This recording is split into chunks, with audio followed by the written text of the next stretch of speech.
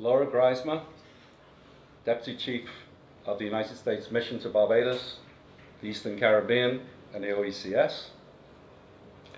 Mr. James Blades, connected to George Washington House, and I forget this right, the Barbados Garrison Historical Consortium. I think we should recognize Mr. Vic Fernandes as well, as a Caribbean media guru. Members of the media, distinguished guests, one and all. On behalf of Sir Henry and Miller Publishing, welcome to this, the media launch of our new book, The Barbados-Carolina Connection. Unfortunately, a number of our special guests are unable to attend, including two special ladies who thought they would be able to be here with us this evening, but who are currently serving for a higher calling for the nation, as it were, on duty, one being Senator Maxine McLean, our Minister for Foreign Affairs and Foreign Trade, who is currently, as we speak, at the last sitting of the Senate, where fortunately we were able to extricate Sir Henry himself and get him here for the event. Playing Tron. Playing Tron. And then Dr. Kerry Hall, CEO of the Barbados Tourism Product Authority, who again was going to come and speak on our behalf, but is being called to a special meeting by Minister Seeley. Both of those ladies, both distinguished ladies, are very much behind the Barbados-Carolina connection, so they'll definitely be missed at an event like this. But in my opinion, the most important guests of this event are you, the media, the members of the media yourselves. And I say that both from a business perspective and from a national perspective. From kind of the commercially selfish point of view, we need you, the media, to help us promote this new book.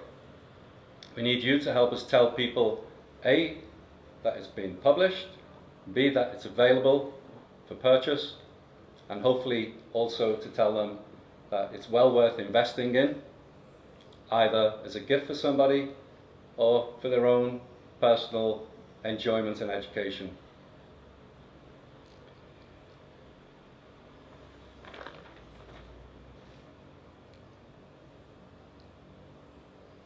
You know, it's, apart from the commercial aspect of it, I'd like to think that one of the ways Henry and I both think together is that we like the altruistic approach. And so from the more altruistic and definitely more important perspective and point of view is that of the country of Barbados.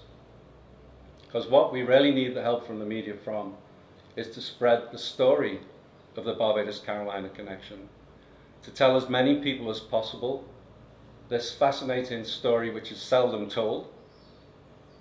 It's not known by many Barbadians, and it's probably known by even fewer Americans.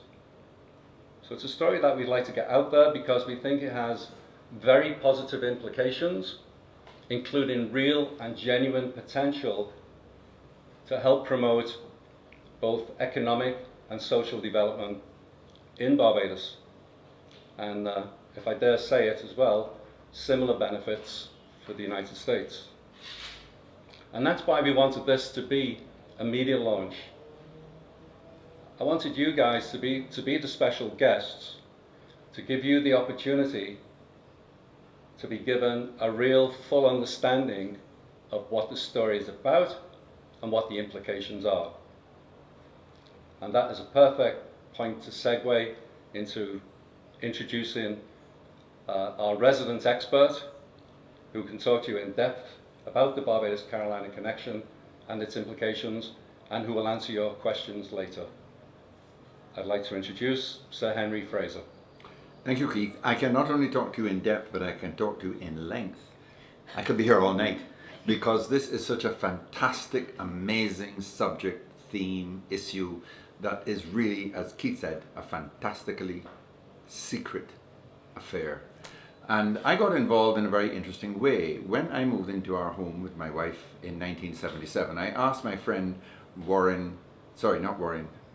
Hughes, the late historian Ronnie Hughes, if he knew anything about Upton and Upton Plantation, because we lived in the little great house that was Upton Plantation. And he said, why yes, of course, it was the birthplace of the famous gentleman pirate Stede Bonnet. And I recognized what he was talking about because Warren Alleyne, my co-author on the book, had written a book called Caribbean Pirates. And one of the chapters was about Stede Bonnet. And Stede Bonnet of Barbados, the gentleman pirate of Barbados, is a really well-kept secret. I don't understand why the Barbadian Product Development Authority, the Barbadian tourists,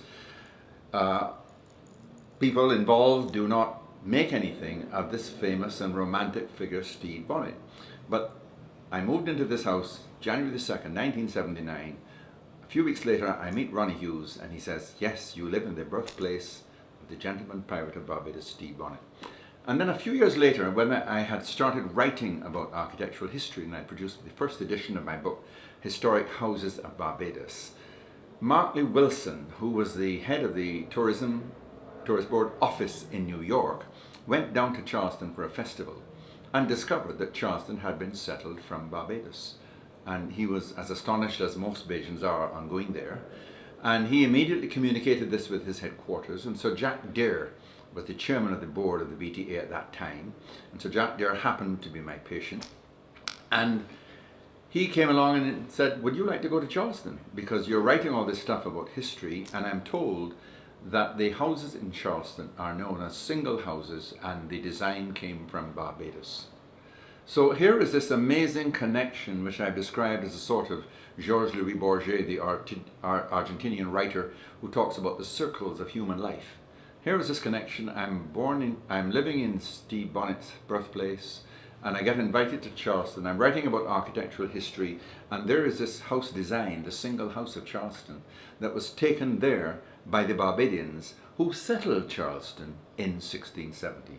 And the whole story is just amazing because the Barbados adventurers set out, led by Sir John Yemans, to explore the Carolinas coast. Why? Because Sir John Colleton, one of the people who supported King Charles I, who lost his head, came to Barbados as a planter so that he wouldn't lose his head, and he had 4 sons.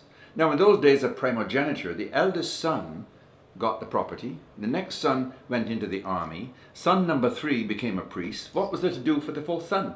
He had to become an adventurer. So Sir John Colleton set things up with King Charles I, he got knighted, and he set things up with King Charles I and a bunch of people in London, Lord Shaftesbury, to settle the Carolinas. And Sir John Yemans, who was part owner in St. Nicholas Abbey, was named as the governor. He went as the first adventurer leader, and then the final settlement took place in what the book is called the Odyssey, which is an amazing story like a Greek epic, with 3 ships setting out from England via Ireland. 1 ship's lost in a hurricane, replaced in Barbados. So 3 ships go off from Barbados, they go in different directions. Another one is wrecked in a hurricane. And they finally end up in Charleston and settled the place. And so John Yemans, the delegated governor, gave up the governorship when his ship got to Bermuda. He passed it on to somebody because he had just murdered his partner and married his wife. So if this sounds like a soap opera, well, it is. It's the 1670 soap opera of Barbados, you see. So it's all in the book. And then there's the whole story of Stede Bonnet, the gentleman pirate, who got married, had 4 children, but suddenly at the age of 29 went off a pirating. Fitted out a ship, hired a crew of 70, called it the Revenge, and did all his pirating off the coast of the Carolinas. So my friend Bobby Morris, the historian and trade unionist, thinks that he was seeking revenge against some friend who had settled in the Carolinas. And he captured 20-something ships, and he actually partnered with Blackbeard, and he was finally hung. And having reputedly invented the technique of walking the plank, you know the story? Pirate captains were supposed to make their victims walk the plank. Well, there's a theory that you see that Bonnet was a gentleman. He had his own library on board his ship, and that he was too kind and gentle a man to put the sword through his victims. So maybe he made them walk the plank and drown themselves instead. So all that's in the book. And then there's a wonderful architectural connection. The single houses, which are typically those like Arlington House Museum in Speightstown. That's exactly what all of the houses in the historic district of Charleston look like in the historic district, which was laid out by a Barbadian called Edward Culpeper, after whose family Culpeper Island, our great dependency off the coast of St. Philip, was named. So you have all of these wonderful collections, and the final thing, the fourth thing, is the connection between the way we speak in Barbados and the way they speak in coastal Carolina, a dialect called Gullah, which is very, very similar in its intonations, its grammar, its idiom, to Bajan. And they have some of the proverbs that they have up there are exactly our proverbs, you know. Tit for tat, you kill my dog, I kill your cat, for example, is a Bajan proverb described by Addington Ford. They have exactly the same proverb up there. So these are all the results of a settlement of the Carolinas from Barbados 350 years ago. And those connections are still there. They are still rich. And so there's another lady, Keith, who always has an eye for the ladies, mentioned two ladies that he missed this afternoon. Right? That's a fair comment. And there's another lady who I want to mention, and that's Rhoda Green. She's a Barbadian who is the honorary consul for Barbados in the Carolinas. And she was on a trip to Barbados, and her sister gave her a copy of the first edition of this book. And she and her husband and their children, and her two sisters and their husbands and their children, and their respective pairs of parents, all migrated from Brooklyn in New York to Charleston 30 years ago. They wanted somewhere nice to live, and they found Charleston. And so when she read the first edition, she became passionate. And as a result of her passion, Spikestown is twinned with Charleston, and the town in North Carolina, Wilmington, is twinned with Bridgetown. So we have these continuing connections which Rhoda has been working really hard to promote, and she runs a website and an organization called the Carolinas Barbados Foundation, which you can look up on the web, which is really very interesting. So what Keith and I are really trying to do with this book, which was first published by Macmillan, but Macmillan has gone mostly electronic now. What we're trying to do is really share the story, spread the word, you know, and that is what is exciting, to share these best kept secrets. Because in Jamaica, Henry Morgan the pirate, who was an indentured servant from Wales in Barbados in the 17th century, he escaped from his indenture in Barbados, became a pirate, then became a privateer, then suddenly became the governor of Jamaica, you know. Well, Stede Bonnet didn't quite reach that. He was hung, you know, and there's a wonderful tablet, big marble tablet to him in Charleston. So all of that is in the book. It's not exactly a soap opera, but the story is very much like a soap opera. And my last point is that when I showed Neil Barnard, Keith's magnificent graphic artist that we worked with for so long, the photos that I had of Charleston on my previous visit, lecturing before, Neil said, "Henry, I hate to tell you this, but you know, the quality of these photos are just not up to it. You need a better camera." So I went out on my next trip to Charleston, I bought a better camera, and 80% of the photos in the book are Henry Fraser. So I'm now a published photographer thanks to Keith and Neil. So I'm very proud of that. You know, I'm really proud. But it's been a wonderful experience, and I want to give fantastic credit to the Miller team, Miller Publishing, and especially to Neil. It is absolutely amazing. I'm sorry he's not here this evening, because working with Neil as a graphic artist is just fantastic. We always chose the same photo out of several choices, and we always decided to edit them in exactly the same way. It's really been a thrill working with Neil. He's amazing. Thank you, sir. Thank you, Henry. I just pick up on a couple of names. Rhoda Green, first of all, who Henry mentioned. I think it's worth pointing out that she is now representing us and the publication in Charleston and the Carolinas. So we've struck a deal with her where her own foundation can benefit from the sale of the book. And it's worth mentioning how excited she is about the potential to use this publication to spread that gospel that we're talking about. And then Martley Wilson was actually in Barbados last week, and because of the book, he contacted me and asked me to go and meet him. He's one of the founders of the whole Barbados Carolina connection. He started it. Thing. He's since moved on. His current position, he's actually the head of marketing for New York City and New York State. So, you know, a very significant job. But he is equally excited about what we've done, and he, even though he's not working with the BTMI anymore, is committed to spreading the word throughout the whole of the United States, not just in Charleston. And again, I bring that up as a way to segue in to our next speaker, is Laura, who in her capacity as Deputy Chief of the mission will give us the embassy and the United States kind of perspective on what we're trying to do. Okay. Well, thank you, Keith, and thank you, Sir Henry, and everybody who's here today.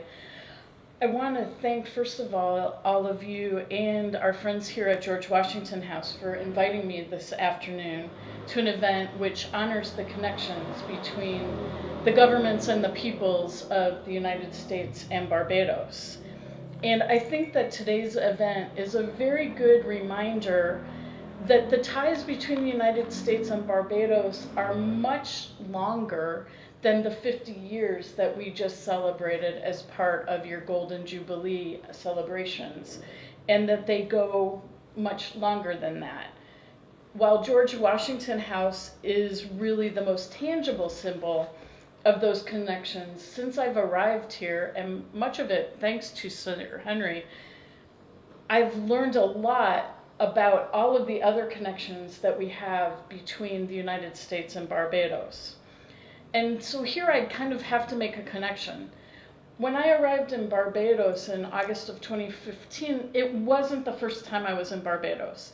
I actually came here on a cruise about 10 years ago with a Canadian friend, and we had a day in Barbados, and I didn't have the time before I got on the cruise, I was working, to figure out what to do in Barbados. And his idea, he's a Canadian diplomat, was we should go see the Parliament and we should walk around Old Town.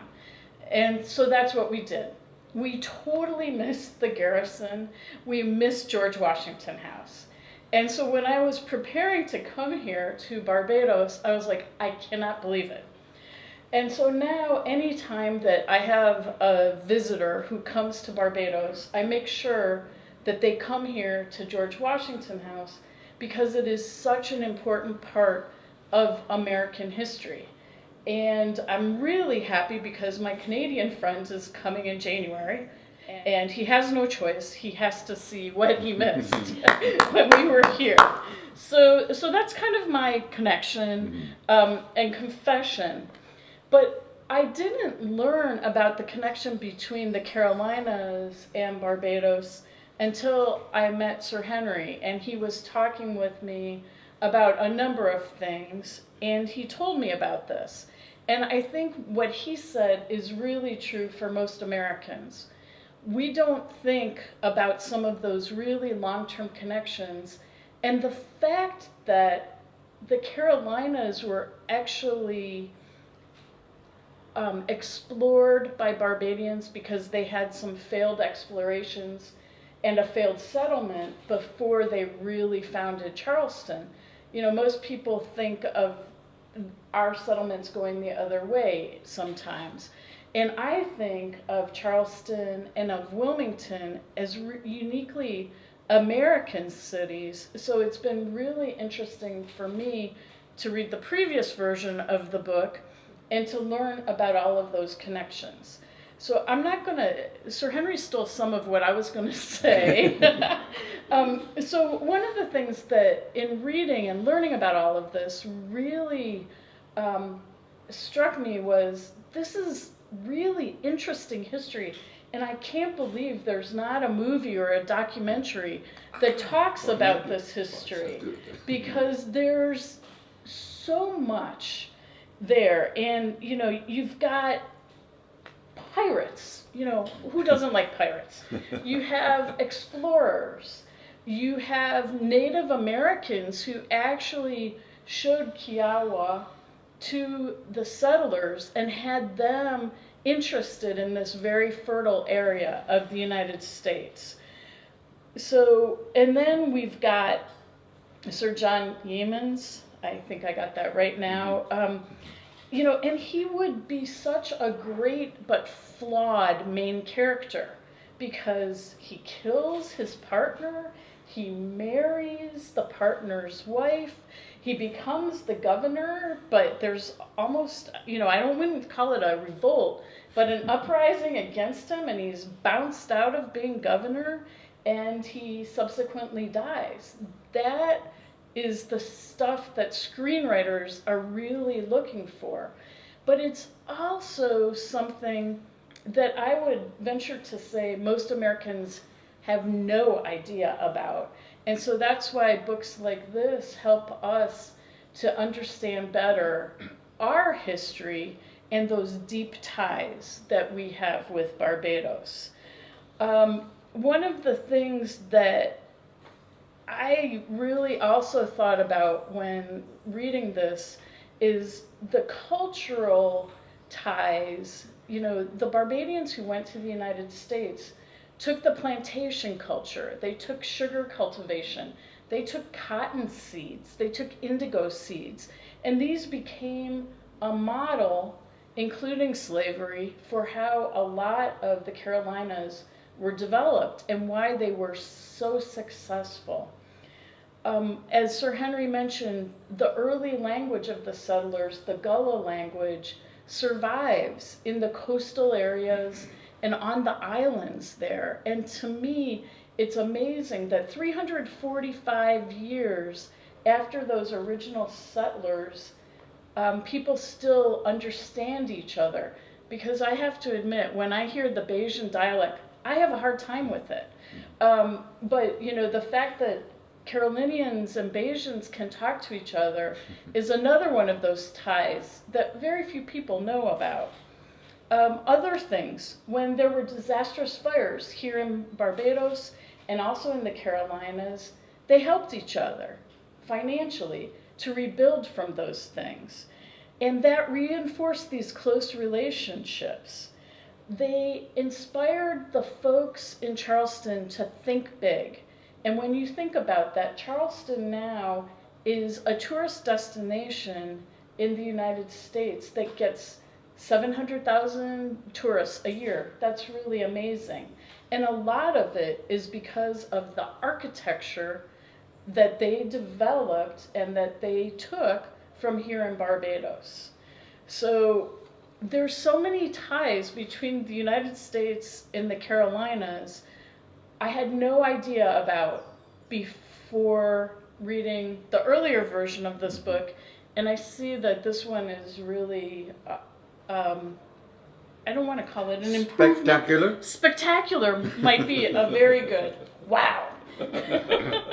So I'm hoping that the launch of this new book will reinforce the ties between the United States and Barbados, and not just in the Carolinas, but throughout the country, as Keith was mentioning, because both the Carolinas and Barbados have great reputations, very well deserved, for the hospitality of people, for the kindness and the genuineness of people. And those are things that are really important as we go forward. I'm hoping that people will come here and visit the historic homes and see those where they took the designs from, and look at St. Nicholas Abbey and look at some of the chattel houses and see how that translates into the architecture. I hope that some of us, I have to admit, I haven't been to Charleston. I've been to Wilmington. I haven't been to Charleston. I hope that Barbadians will get that opportunity to go up and visit the U.S., and with the increase in air traffic between our countries, it'll become easier and more of a thing where people can go up and check that out. And so by learning about each other, I think that we'll reinforce these ties that have bound our two countries together for over 345 years and keep that history and that shared set of values and democracy going for our children and our grandchildren. So I thank you both very much for inviting me. It's been really an interesting history lesson for me about my own history as well as yours. Thank you. Thank you, Laura.